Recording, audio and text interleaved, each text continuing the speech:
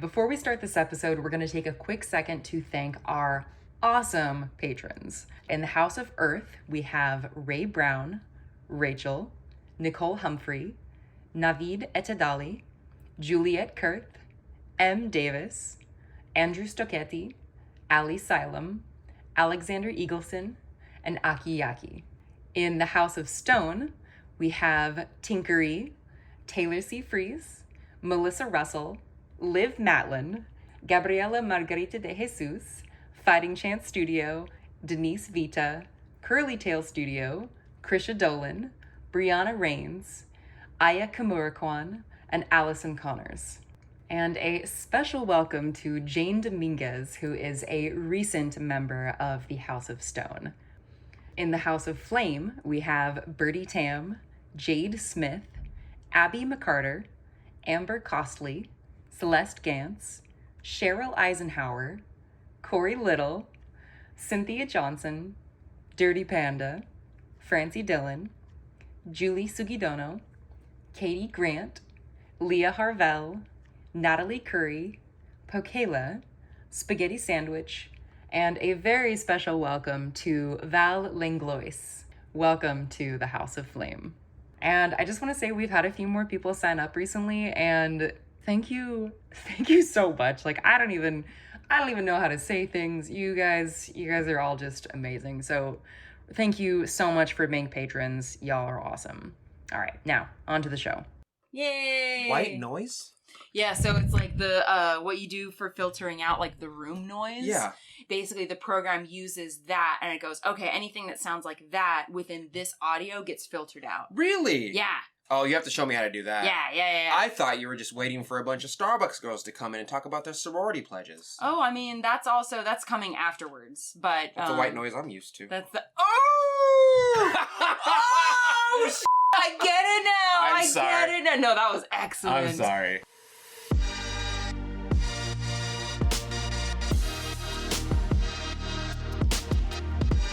This is The Mud Peddlers, a podcast where two nerdy ceramic artists share the behind the scenes of their worlds of clay.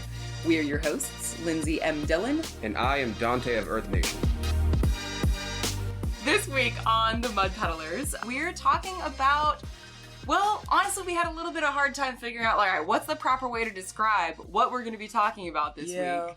I have a lot of old man energy on the subject that we're talking about today, and I'm gonna try my best to not be as like crotchety about it. Yeah, essentially we're talking about kind of how to get unstuck or how to prevent yourself from getting stuck / how to take techniques that are widely seen as exciting like in and of themselves and learning how to, or suggestions on how to push that further.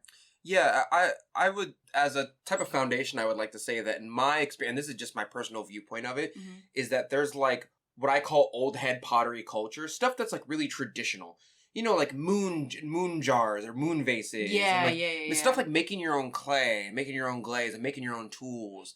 And there's stuff that's culturally sedimented into the pottery experience, especially from that of a non-glamorous viewpoint. And then there's stuff that usually, in my experience, is not from the perspective of a cultured, long-standing, like 20-year-old, been in the game ceramicist.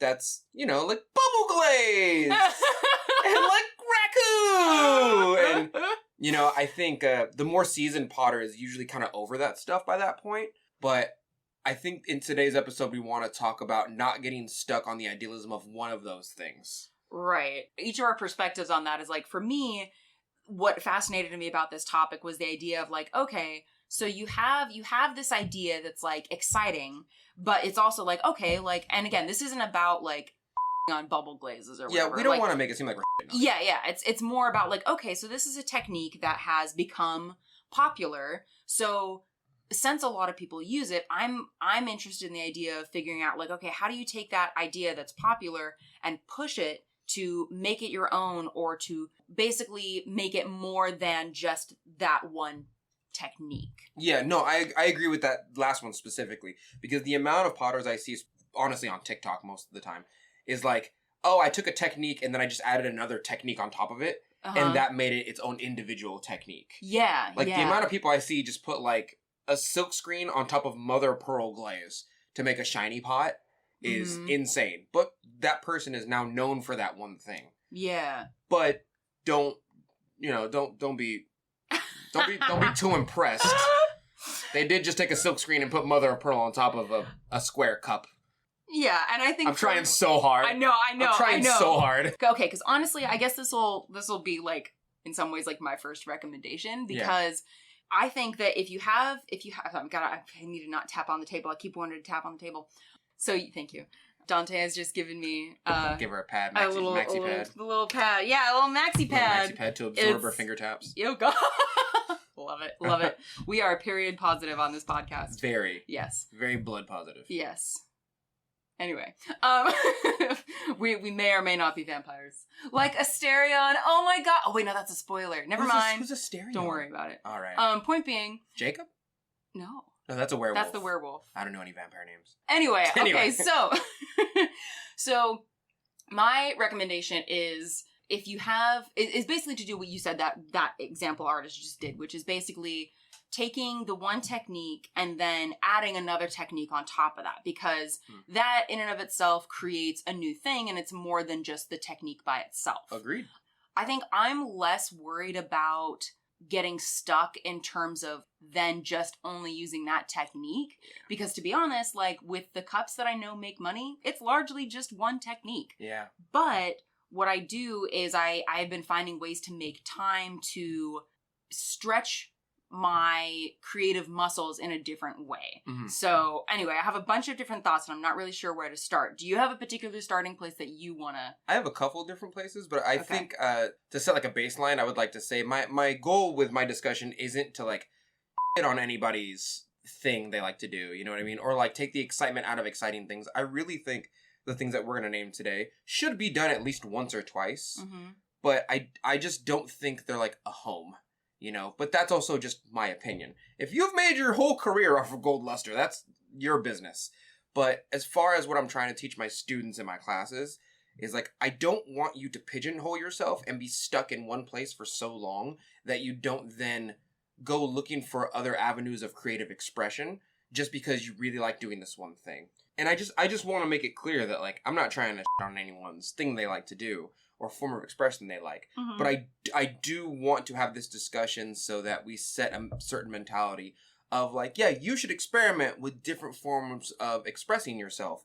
These happen to be the most exciting ones that are like shown on the internet right now. Right? Yeah. And I'm not saying... They get the likes and the views. They get the likes and the views. And I'm not saying that you can't express yourself through these avenues. But what I don't want for you is to find one thing and then do that. Well, you can do that if you want. But I don't want you to do it for the rest of your life and then at the end of it be like, I want to express myself in a different way. And I want people, like, my work is getting, I don't want your work to get stale. You know what I mean? Like, I want you to express yourself. I don't want to give you just a hammer and then be like, build a house. I want to give you like a hammer and a saw and I want to give you all the tools. But, man, you're in love with this hammer though. I tell you what. Yeah, and so I'll say from the social media point of view, it seems that there's some things that are far more glorified than a lot of other skills that I think could be beneficial towards building, I don't want to say better products, but building a better house, so to speak. What's what do you feel like are some of those like techniques that we think of? Bubble glaze. Number one, bubble glaze. Okay, bubble glaze. Bubble glaze can die in a fire. Oh my god. I hate bubble glaze. I'm not trying to on bubble glaze. Oh wait, I forgot I'm being tempered this season. Yeah. My bad. I'll reel it back. So just to kind of take the magic out of it, because I feel like this is the most effective way to like get people to be like, oh, that's it. What bubble glaze is someone got a little bit of glaze, mixed it with soap, put a straw inside of the soapy glaze, blew bubbles. The bubbles then expanded and went onto usually a raw clay body or a pot.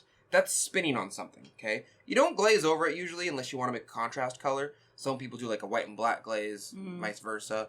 You can do that stuff, but it creates this kind of after effect of a very orbital bubble-looking glaze pattern on the outside of your pots. It looks magnificent, right? I do want to tell you, though, it is just soap and glaze. Yeah. It can be difficult to actually have it show up the way that you want it to. And I'll admit, like, I have not actually messed with the bubble glaze technique hardly at all. Like, I think I tried it like once, but it never ended up being something that I pursued. So there is still skill in executing it the way that you want it to. Yeah. But like, so for me, when I think of an example of like bubble glazes being like someone pushing it beyond, is, if I remember correctly, I hope I'm not messing this up, but if I remember correctly, Mike Sinelli did a glaze, or he integrated bubble glazes into the designs that he already does. And if you don't know his work, go look it up because it's awesome. But he does sort of a colorful but muted industrial sort of functional wear, so like cups and things like that. He integrated the bubble technique into the style that he already had to make it look like something was like an oil drum filled with like poisonous materials, basically. That makes sense. Yeah. Yeah. So I think that's a good example of taking a technique and then adding your own thing on top of it, so that it goes beyond a cup with a bubble glaze on it. Well, I think that's a perfect example, because this person has a set of skills and then use the bubble glaze technique as an additive to those skills to give it a certain look. So what are some of the other techniques that we can think of that are like those kind of stereotypical ones? I think of Gold Luster and Mother of Pearl a lot. Okay. Those are the two that you could essentially take any cup with any design on it, put Mother of Pearl over it, low fire it a third time usually, and then it's just a shinier version of what you already have. I think there's somebody on TikTok who specifically does like people who watched The Craft when they were kids way too much, and then she just puts those designs on the cup and then puts Mother of Pearl over it. Oh, okay, yeah. And it just turns out to be like it's like astrology vibe. Mother of Pearl cups. Yeah. And they look good, but those are two different techniques that are essentially combined to make a new thing. Right. And so they've made their own avenue through that, you know what I mean? But separately, those two are another one of those glorified things. They're like, oh, I just did a silkscreen. Cool. Or I just did a Mother of Pearl, and that's cool. So Mother of Pearl is another one. I think of swirly mugs. Raku firing. Firing. And again, for all of these things, like, how do I say?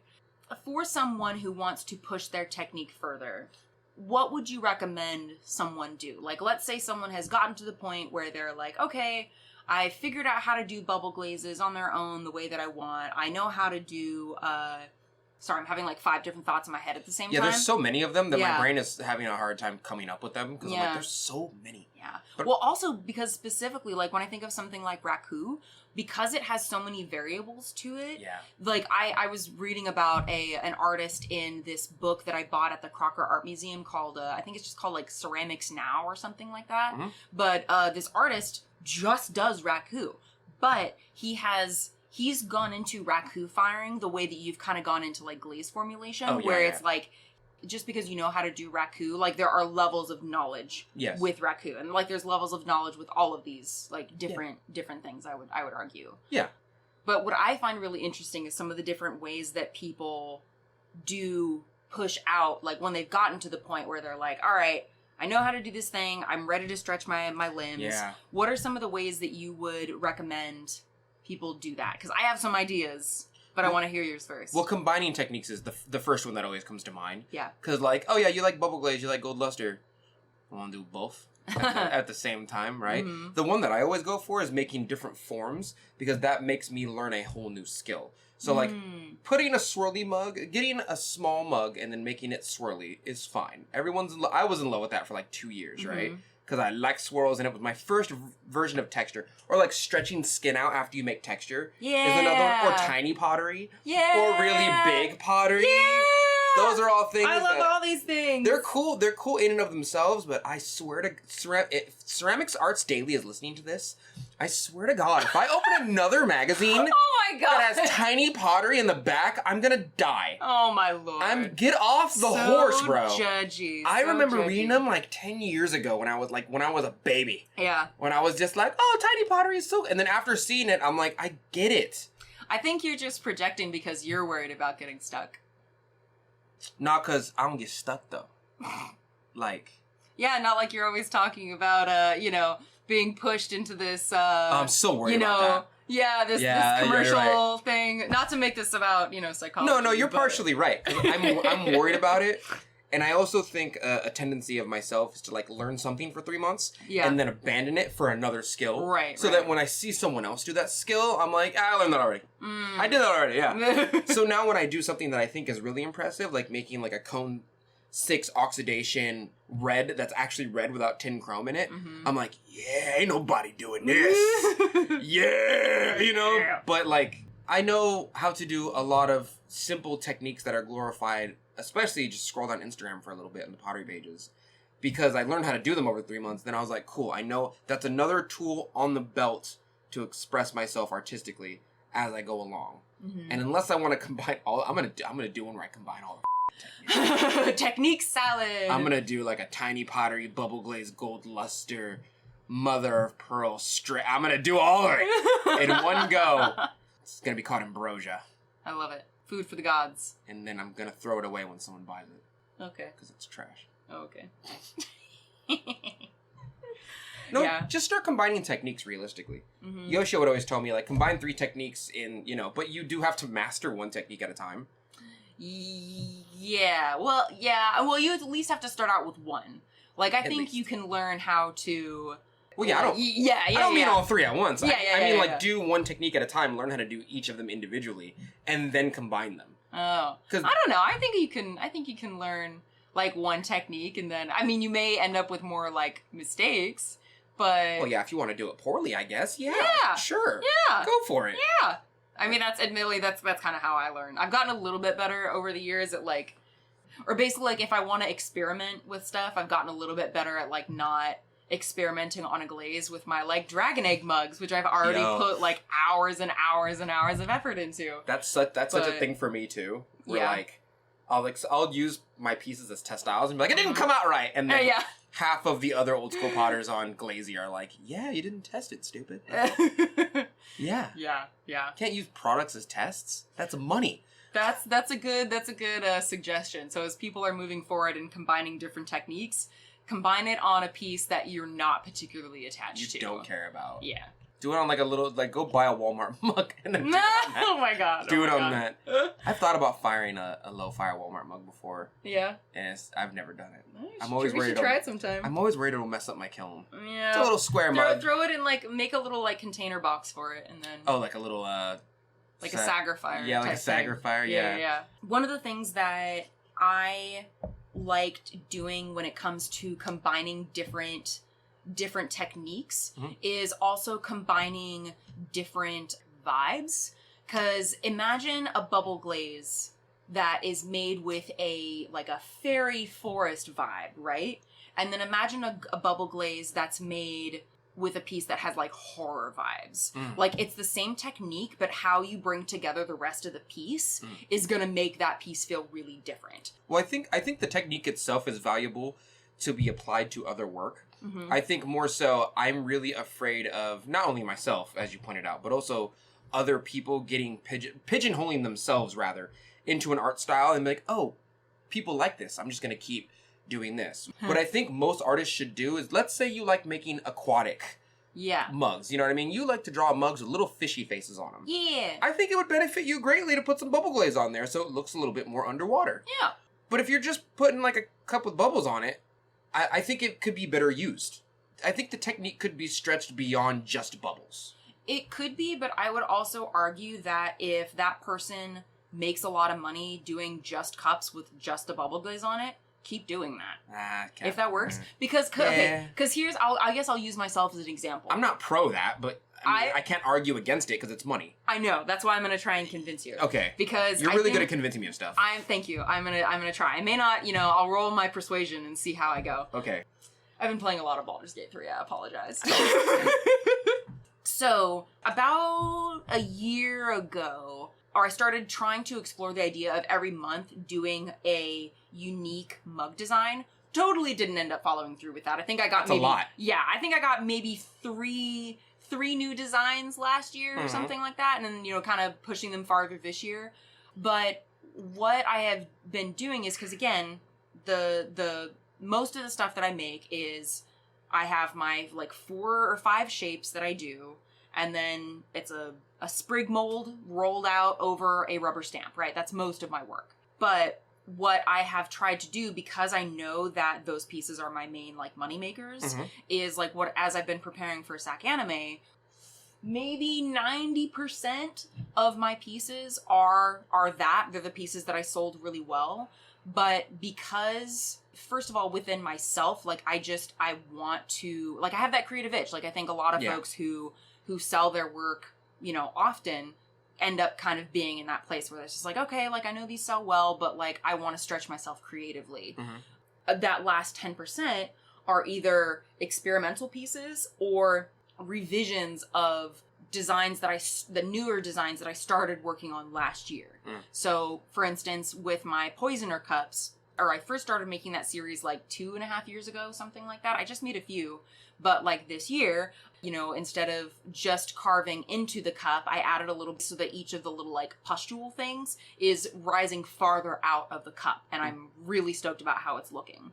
So that is one of the ways that if you're feeling kind of stuck and pigeonholed that way, that can be a way to schedule time into your work to push your work farther, is like dedicating a certain percentage, even if it's like 5 pieces, even if you're only going to make 5 different cups, schedule in time for experimentation.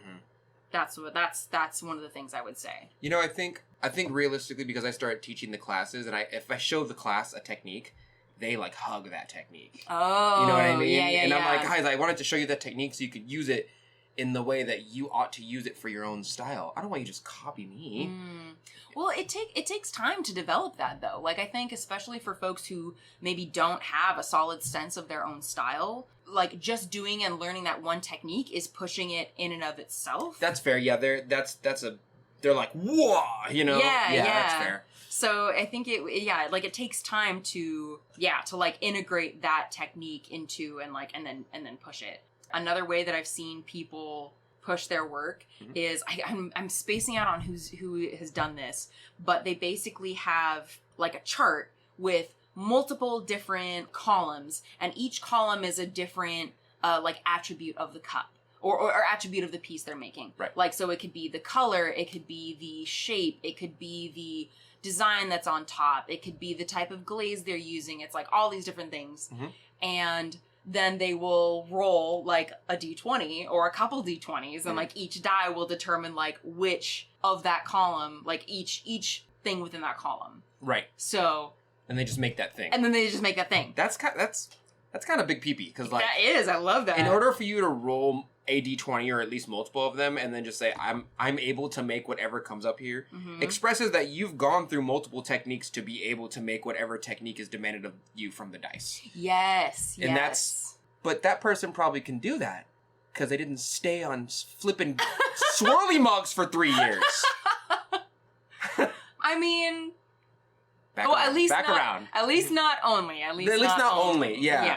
At least not like I got in this technique, is I think also part of it is I had this I don't know what her name is. I had a conversation with someone on Instagram about like pigeonholing yourself into your own artwork. Yeah. And I was like, yeah, I feel bad, but like I can't feel too bad for people that pigeonhole. I think this was in our conversation with Evie. I think so. Yeah. I think so. Where it's like I feel bad for people who get pigeonholed into a certain field of work for things outside of their control, but like if you actively jumped into the hole, I don't feel like you put yourself there and then you stayed there because you kept doing the same thing over and over again. So I don't really feel too bad that you're only known for this one thing when all you choose to do is this one thing. But you could express yourself a bunch of different ways. Yeah. Since we know how much you hate I'm being tempered people just today. getting stuck. I know. I'm being very tempered now. So let's help people get out of it. If someone is stuck, other than layering techniques or using the chart to like try different stuff, and other than setting aside a certain percentage of their work to explore, how would you recommend someone either get out of the hole that they've been pigeonholed into or pigeonholed themselves into? Yeah. So here's what I want you to do. I want you to go buy an art book, an old one. I want dust on it. I want it to be barely in color. Okay? I have like 4 in my studio. I want you to open that book, and I want you to look at a technique you don't recognize, you can't find on the gram or Twitter. And then I want you to try to duplicate it. And then I want you, once you figure out how to duplicate it, go, I just learned a new skill, a new tool on the belt. That's what I want you to do. Okay. Yep. All right, well, that's the podcast, guys. No. I just gave you a direct order. Well, because there's like maybe 7 or 8 things on social media that are really glorified. Mm. I cannot walk into a studio without, and I don't want to say this in a judgmental way, so I'm trying not to, but usually it's someone who's not really saturated into pottery culture who is really in love with these things. Like when you meet like an old head potter like myself, and you're like, oh, raku. They're like, yeah, raku. Or they're like, horsehair. And then you're like, yeah, I've done horsehair, yeah. Bubble glaze. And you're like, yep. Those are all the things that, and I think I made the example to you earlier in the car where it's like asking a black belt to do a backflip. They're like, yeah, that's not what it's about, though. Mm-hmm. And you're like, yeah, backflips, yeah, backflips, wah, wah, wah, wah, wah. And they're like, no, it's like a deep-seated culture and meditative practice for body and mind. Mm-hmm. And you're like, bubble glaze backflips, woo! Kung fu, doing a back kick off the wall. Oh my god. And they're like, that is the most cheesy representation of my culture that you could possibly have. Yeah. And you're really digging your heels in on it. Okay. And that's not what my culture's about. Okay. So usually whenever I get someone who's really excited about these things, I'm like, did you just start pottery? How new are you? And it sounds super judgmental. But the other part of me is like, yeah, the percentage of people that I meet who are in love with these techniques are usually newer people. Because when I meet the old head people, they're like, yeah, that's not really a representation of the pottery culture. That's more of a representation of social media's extravagance. Mm. You know? Yeah, it's like booty pictures for pottery. It's like, that's not really what the art's about. For a lot of the older pottery people. I call them old head potters. Mm-hmm, but like I'm one of them. Have to be, yeah, but... you don't have to be old. Like I'm one of them, but I'm not really that old, to be honest with you. Hella old. I have to live twice. I have to live to get close to death age naturally. I have to live my entire life over again. Yeah. Wow, that's kind of wild to think about. Yeah, when you think about it in that aspect, like I have to from 1 to now. Yeah. And I'm not even in my 40s yet, so I might. Yeah. If I'm real lucky, I might live triple, and that's long, bro. Damn, that's awesome. Long. Yeah. I mean, I could give more examples, but they seem more gripey than anything else. It's like I started skateboarding for a while, and I had a friend who taught me how to skateboard, and he made it very clear to me. He's like, "You're not a skater. You just know how to skateboard." And I was like, "Well, what's the difference?" He goes, "Being a skater comes with an entire cultural background that like you're being initiated into, but you're not in the depths of it yet. So if someone ever asks you if you're a skater, you simply say, I'm still learning how to skate, but I don't know the tricks or I don't know the things yet, you know? And I said, why is that denotation important? And he said, because people who say that they're skaters after learning how to skate are called posers. And it's disingenuous and very hurtful to the culture. It's disrespectful to us. And I said, oh, okay, I understand now. Like, I get it now. So in part of that same aspect, it's, I don't know, it would kind of be like me learning how to skateboard for like after the first week and then be like, Ollie, back kick, Ollie, back kick, Ollie, Tony Hawk. And they're like, dude, you're cringy as shit. You gotta go. You are being super disrespectful to us right now as a culture. And you're turning my nipples the wrong way. Oh God. You're twisting them and I hate it. There's an image. I know it's not that serious. Yeah, that's the best way I can put it. It's, you know. Yeah, like, yeah, I don't know. I think I guess I just don't get why you care so much. Like, because it's almost like I'm part of the culture. Yeah, you're part. I mean, so am I. Yeah, of course. So am I, but like, I don't get why you don't care enough. I flip that shit on you right now. Oh, yeah. That's interesting. Okay. That's my favorite whenever my ex was like, why do you care so much? I'm like, why don't you care at all? Ooh. You can flip it on him. All right, so I guess I'll say the reason that I don't care that much is because I faced so much like anti-industry, anti-money-making bullshit at Santa Cruz. Right. That my natural inclination is to be like, cool, you're making money off of it? Who gives a f***? Like, I don't care so much whether that's the only thing you cling to. What I care about is if you have been doing a certain technique for a while and you're feeling stuck. Like, if you're happy making just the one thing and, you know, and that's what you want to do, go for it. I don't care. Like, I think people should not have to push themselves. Okay, for instance, I'm sure there are some people out there who think that, like, I should be making my own clay body, right? I simply do not care I enough. don't want to. It's not worth the squeeze, really. Right. But some people might think, oh, well, you're just not pushing yourself. I don't care what that person thinks. Right. Like, and it shouldn't matter. They're not paying your rent. Right. Yeah. And that's kind of how I feel about this situation, is that if someone is only making bubble glazes with a, just not combining techniques, whatever. Right. But if they're enjoying it, cool. I don't care. Like, I'm not paying your rent. I shouldn't care. Mm-hmm. Right. But so what I want with this episode is for the people who have been doing maybe a certain technique for a while and are stuck to know how to get out of that and how to push, how to push if they want to. For me personally, it's more, my idealism is more of a backup plan. So when I say I don't want you to do one technique and then get stuck there, regardless of how much you like it, my brain goes, I think you should also learn the other techniques, because when you get bored of this technique and you get pigeonholed, which if you do it long enough, the chances are that you probably will, you have a backup plan to go to something else. For example, I love developing glazes. I'm not in my house developing glazes all the time. I have a cycle. But I only know the cycle, and I only know how to develop glazes because I've learned and I've taken the classes and I've learned that technique. So what often happens with me is that I'll do something for like 2 months, and then I'll feel stuck, just like we're talking about. Yeah. And then I will move to another technique. I can't move to another technique if I stay on the first technique forever. Yeah. That's what I want for you. I want you to learn multiple techniques so you're not stuck there. Okay. Right? And I think the difference in between someone like me and a new initiate potter is that the old head potter, which is what I'm calling myself at the moment, is that they've gone through so many techniques that they're no longer, they kind of realize what's going to happen. They're like, you might get stuck and you're just going to move on, and that's cool. You're totally allowed to experiment with that, but like, I think it's beneficial for you to try other stuff, because I think part of the death of expression is to get stuck in one form of expression and only do that one thing for a very long time. If I were to be like bluntly honest about it, like, art in and of itself, regardless of the money, is a form of expression, and I don't want you to stunt your form of expression by only hugging one technique to death. Right? And if it sells well, you're right, that's fine. That's up to you. Like, it's not like I'm gonna judge you for like making your money and expressing yourself in this one facet, but I will say on an internal level for yourself, it usually seems like people are not satisfied with that form of expression among years and years and years and years and years of doing that one thing. And then I'm in the background like, yeah. Remember when I told you to do something else with your life? Yeah. Yeah. Like, and so now you're at this roadblock that we all knew you were going to come to.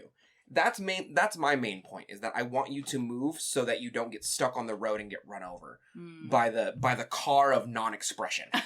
Like, that's my issue, is that I feel like a dad who's just like, your first boyfriend or girlfriend or they, them is not going to be your loved one forever and ever. And if they are, you're really lucky. And you're like, no, I'm going to love them forever. They're the only true. And then 2 years later, you're like, oh my God.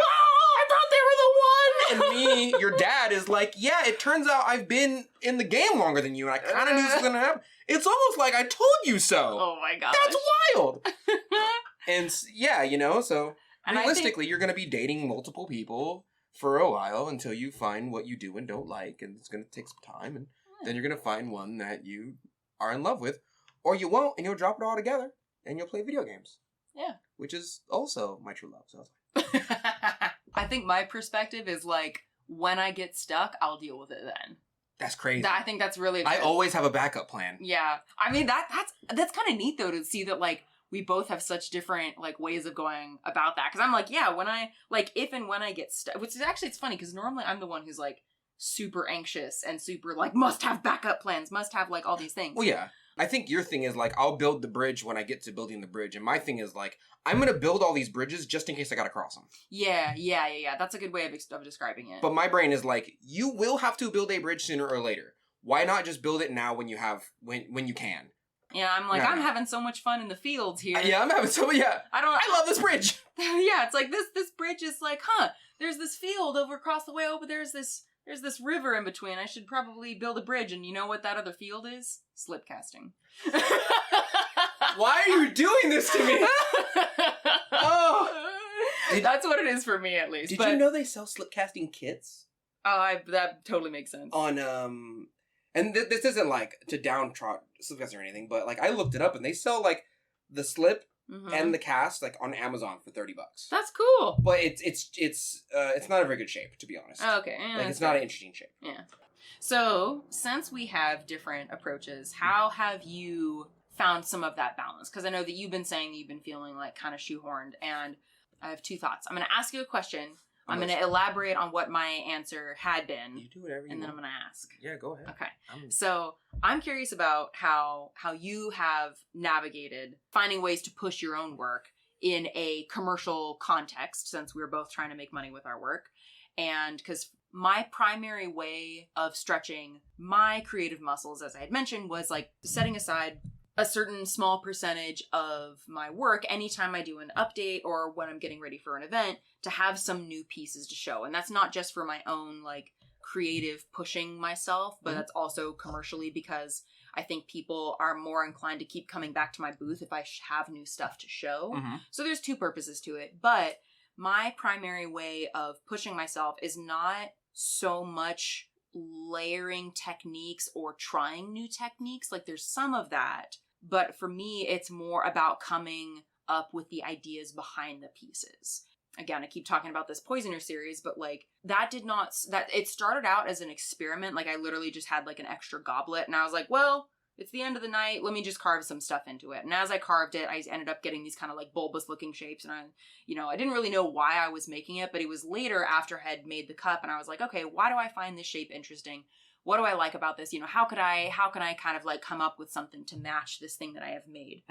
And I ended up coming up with this story about, the idea of the many different ways that people have tried to avoid being poisoned throughout history. They've done, powdered unicorn horn and like carved sigils onto certain things to avoid being poisoned. Where the Wild. are they getting powdered unicorn horn? I mean, it's narwhals. Basically. It's okay. narwhals, yeah. Yo, humans are crazy, bro. Humans be crazy. They're wild. Yeah. So I like the idea that this cup, the reason that it has all these pustule things on it is because its way of identifying that there's a poison in the cup is by developing all these pustules. So I thought like, oh, that's, it ties in some history, it ties in some folklore. And then I could come up with this whole story of like, someone who has unearthed this cup and is like, well, could I use this to like poison somebody? Anyway, so it's this whole thing. So that's my primary way of pushing myself, pushing my work. I do a little bit of layering techniques. Like I tend to do more sculptural pieces when I'm doing something that's not just like the cups themselves, but I'm less inclined to like have a cup that has the sprig mold with the stamp on it and then like add mother of pearl or something. Like I'm not as inclined to do that. Yeah. Not that you can't. Like again, I'm just saying. There's no like, shame in it. Right. Yeah. So that's my primary way of pushing myself. What is your primary way of pushing yourself and managing the time aspect of your business, knowing that we are both doing this to make money, but we only have so much time, but also we get burnt out from doing the things that we're pigeonholed into. So I usually have a 2-month stint on my creative process. So what often happens is I will experiment with something new for about 2 months. And then that is my next store upload is in the 3rd or 4th month after I've kind of figured out and worked all the kinks out, right? Okay. So like my last store upload, probably this one as well too, has the new red that I developed. Right. Right. And I only know it's good because it was really difficult to make. I had to do like a couple months of research. And on top of that, every glaze chemist I know is like, how did you do that? Yeah. In truth, a little bit of backstory on that glaze is that like, I had this, I think I had I wanted to create something for you for your birthday, number 1. Yeah. And number 2, I had this kind of back and forth with this person online that was like, this is as far as I could take this glaze. And I was like, no, you could take it further. And we went back and forth for a while until I finally took the glaze and changed around the entire formulation and was like, here, it's better now. Huh. And that's what you have now. Oh my God. And that's what you have now. And then, because I was looking for a glaze recipe for you so I can modify it. Yeah. And I was like, I don't want to create a glaze from scratch, but I ended up doing it anyway. But the next store upload, so that was like my 2 or 3 month, maybe even 4 month stint was like research on this glaze. So now I have a new glaze that's going to be represented in my shop and I'm pretty happy with it. Okay. And then after that. Wait, cool question. Yeah. While you were developing that glaze during that like 2 month stint, were you also making the kinds of pieces that, sell well? No. Oh, okay. So you were just honing in on the one thing. I'm more so worried about developing my skills for my form of expression in my work than I am about selling my work, and I know that comes from a place of privilege because I have a 9-to-5 job as well that mainly supports me. But like, I was far more concerned about making this red, which seems to be a pinnacle of glaze making. It's one of like the harder things to do in glaze making. Than I was worried about selling a cup with like Pokemon symbols on it. Gotcha. You know? Okay. Like yeah. I just that's just where my mind is, and I know it's a place of privilege because I don't have to worry about that. Well, I mean, but I do have a job. It's not like I'm sitting in my house chilling. Yeah, I was gonna say. Like, I mean, like, it's kind of privileged, but it's also because you work yourself to the bone. Yeah, like, like it's not. As I asked my boss, because we're going to SAC Anime together. I asked my boss for a couple of days off, and he's like, "What are you doing?" I snapped back. I was like, "I'm not in the corner jacking it, boss. Like, I'm gonna go work. I'm not gonna stay at home and like hug my baby and wife and child and eat flipping boba and Cinnabon for the rest. Like, I'm going to make money." Admittedly, though, you totally have the right to sit at home, cuddling your baby, eating boba and Cinnabons. I do. Cinnabons. I know, right? We just ate. Calm down. We just ate. We should get Cinnabons next time we hang out. Okay, we'll get Cinnabons next time. Okay.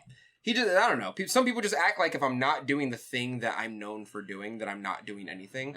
But realistically, I'm doing the thing, and then I have a backup plan for the thing. And if I'm the kind of person that as I'm cooking food, I'm cleaning the dishes that I use to cook the food. Yeah. So that by the end of the trip, when the food's in the bowl, there's no dishes left except for maybe the pan that I just put the meat. You know what I mean? Right. Like that, but the rest of the bowls are gone.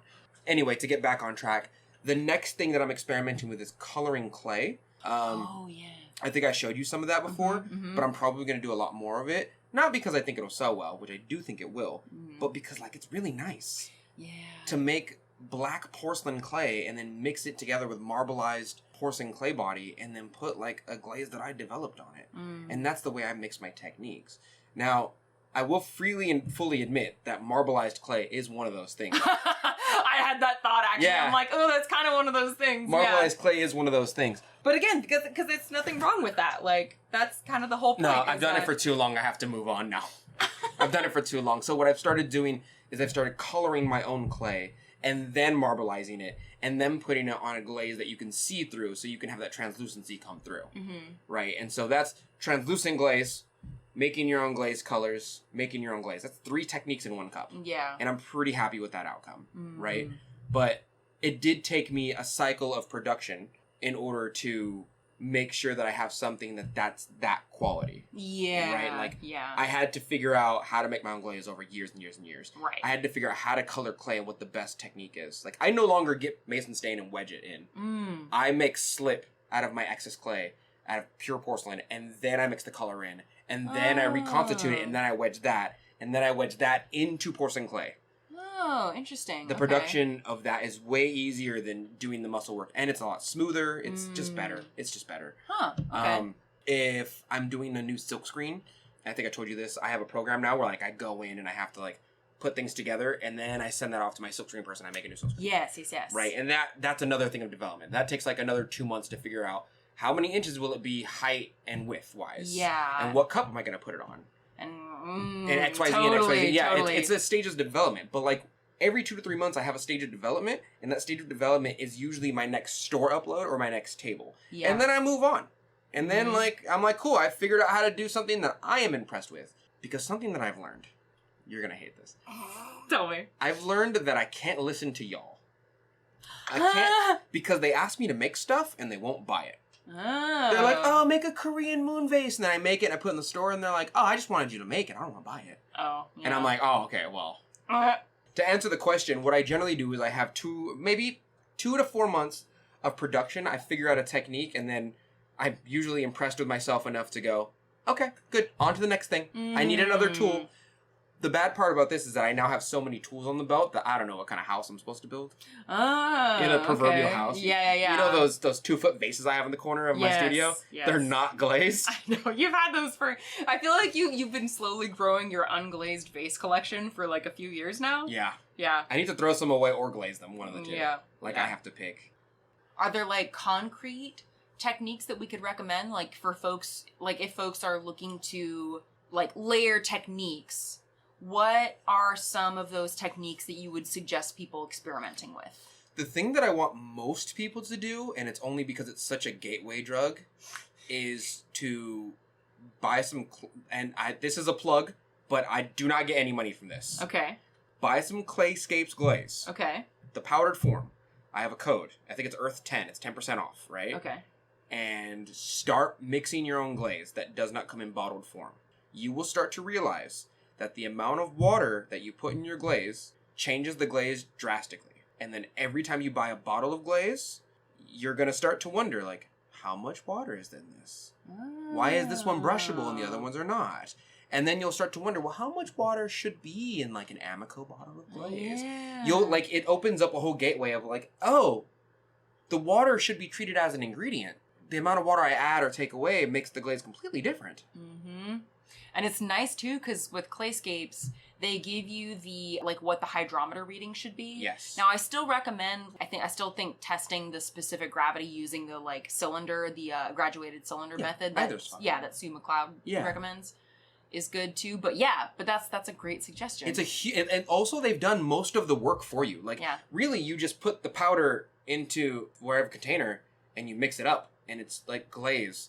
For usually half the price for, like, double the amount of glaze, right? Yeah. It's a huge amount. It's like a 5 pounds. It's a lot. It's a lot of glaze. I got a 10-pound bag. 10 pounds? Yeah. And it's enough to fill up one of these, which is maybe, how many gallons is this? That looks like a 2 or 3 gallon. Yeah, I think it's 2 gallons. Which, keep in mind, like, let me say, the clear glaze they have, I think it's called cream, is like $25 for 5 pounds. Oh, nice, yeah. And I think 2 pounds of that stuff is like maybe a pint. Mm-hmm. So you're getting like double, if not triple the amount for anyway. I'm not trying to stroke off Clayscapes. I do love Clayscapes. Yeah, same. I've been really I've been very grateful for their glazes because I needed a couple new glazes for SAC Anime, but I just could not get it together to go out and like buy all the ingredients and stuff. And I was like, I just need some easy glaze. And just send me the powder. I'll add the water myself. Oh, and by the way, when you add the water yourself,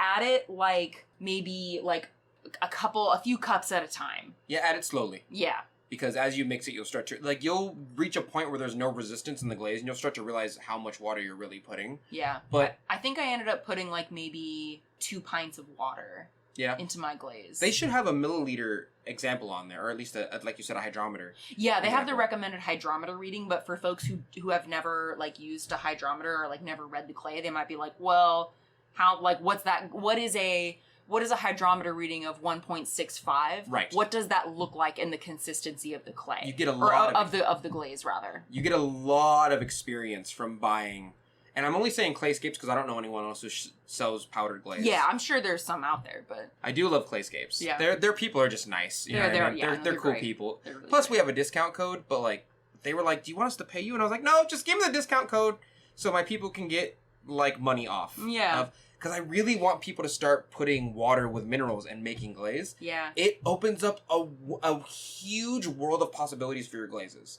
And you start to realize, like, to overuse this term, you start to realize how pigeonholed you are in comparison to other potters who are just buying the same 20 bottle glazes that are popular on the market all the time. Yeah, that's like, as open-minded as I try and be about some of those things, I definitely noticed with myself, like the first few times I saw Ancient Jasper, I was like, oh, banger. Oh yeah, it was amazing, right? And if I see an artist like now who uses that, it's kind of like, you're like, oh, Ancient Jasper. I mean, don't get me wrong, I still love it. It's like, a great red. Yeah, it's a great red. It's got the gold. It's gorgeous. I might buy some. Yes. But it's more like, okay, it's not that I judge that other person. It's just that their work maybe isn't for me because it's not interesting, because it's like I've seen this technique used. Like yeah. And but again, I mean, if they're running their business, great. Like, I'm just not their customer. Like, and that's no shade on them. That's just like, it's not a good match. You know? I think Lindsey's vibe is like, I'm happy for you. It's just not for me. Yeah. And my vibe is very like, I'm happy for you now, but in like 3 or 4 months, you're gonna be sad, and I'm gonna say I told you so. Oh my god, so judgy. Yeah, I think a good example of this, and I brought this up when we were in the car, but I did a live video last week or the week before, I can't remember. Yeah. And I was adding my dragon scale mugs, and it's like, it's kind of funny because it's like every time I kind of talk about how I use that technique, people recommend, like, oh, have you tried this, and this, like, to make that easier?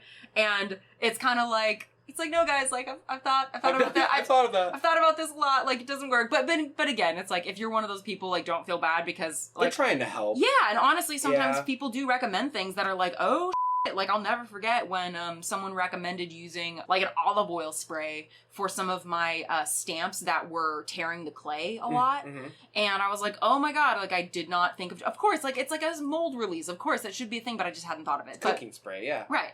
But anyway, so bringing it back to the Dragon Egg mugs, I felt myself, and it was funny because Tim C kind of like called me out on it a little bit because I was essentially talking about the different ways that people do dragon scales or dragon egg like type designs. Yeah.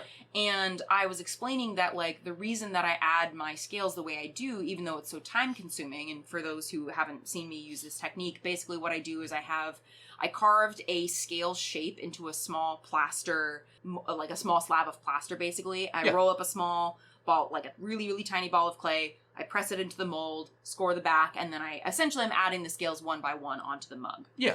Very labor intensive. Very labor intensive. But the reason that I do it is because some of the faster techniques that I've seen, again, it's not like, because I know you do like the scale press. I just started doing it again, yeah. Yeah. And so again, so it's not like in this situation, it's like I'm judging you for that. It's just that that's not for me because it's like, I've seen that before.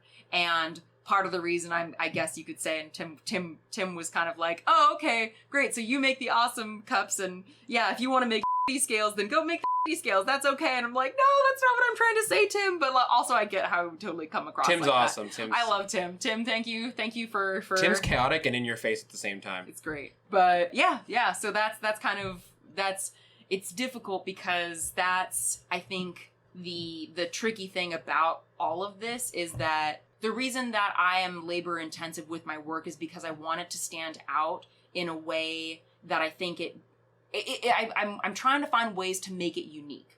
Like, because again, it's like, I think as we're all trying to find our own style, it can be really challenging to develop a style that you feel like is unique and that it's your own. I just wanted, because Dragon Egg stuff or Dragon Scale, just Dragon is really popular. Dragon man, I'm here for it. Scalies all the way. So because it's very popular, it's like, all right, I gotta figure out how to make this thing that is really popular unique. And that's why I do it the way I do it. And it's not to say that any of the other ways are bad in and of themselves. It's just that I want to pursue a different style because I feel like my own style is more unique. I get what you're saying, and if I were to kind of sum it up in this one sentence, it's that not everyone, but you want your work to be unique, but we do have to come to terms with the fact that what is unique is not what is common, generally. And because a lot of these techniques, as we've been talking about, are generally overused, especially in social media, and commonized, then, like, you want to find a way to express yourself, probably with those same techniques in a different way, to make your work more unique and more specialized towards you and your form of expression. Now, I do want to reiterate, what is unique is often not common. Yeah, it's like literally they're almost polar opposites. Yeah. So, in that same vein, whenever I tell people, I want you to gain more tools, I want you to gain more expressive tools so that you can make your own expressive form of uniqueness, they kind of do go in opposition, where I'm like, I want you to go through that phase of expressing yourself. I want you to experiment with swirly mugs and gold lusters and rakus and bubble glazes and tiny pottery and big pottery and all that stuff, and you know what I mean? But like, at the same time, I want you to realize that those are probably the most common forms of expression, and I want you to have more tools to express yourself more intricately than just those commonalities. That's my main goal for people that not only listen to what I have to say in the ceramic art world, but also my students. Yeah. As I was telling you in the car, my next class is probably gonna be like a bunch of like, here's the stuff that you're gonna run into in the art world. Yeah. I want you to get used to it now, because I want you to experiment with it, because I want it to be another tool in your belt, and I don't want you to be enamored by it. I don't want you to be so awestruck that if this sounds mean, I don't want you to be so awestruck that it becomes your entire personality for 2 years on Facebook, on Facebook groups. You know, like, I want you to play with it. I kind of want you to move past it after a couple years. You know? And then I also want you to form it into your own form of expression. Mm-hmm. I want you to express yourself in a unique manner. Yeah. What is unique is not often common. Yeah. Cut your hair, get a job. What? Oh, I'm sorry. The boomer came out. Oh, okay. I'm sorry. All right, there Sometimes you go. the boomer comes out. I don't understand what's with the colored hair. Oh. What's another one they say? They, them is only for plural. Oh, no. Oh, my Oh, God. I don't do that one. Yeah, but... no. Oh, yeah. Put your phone down. Oh, there we go. That's another one. Yeah. Oh, and then they watch football, and they're like, why are you watching someone else play video games? That's dumb. You're not even playing the game. Oh, God. Like, while they watch sports. Yeah, you know what I mean? Mm-hmm, That's okay. That's yep. crazy. Yep.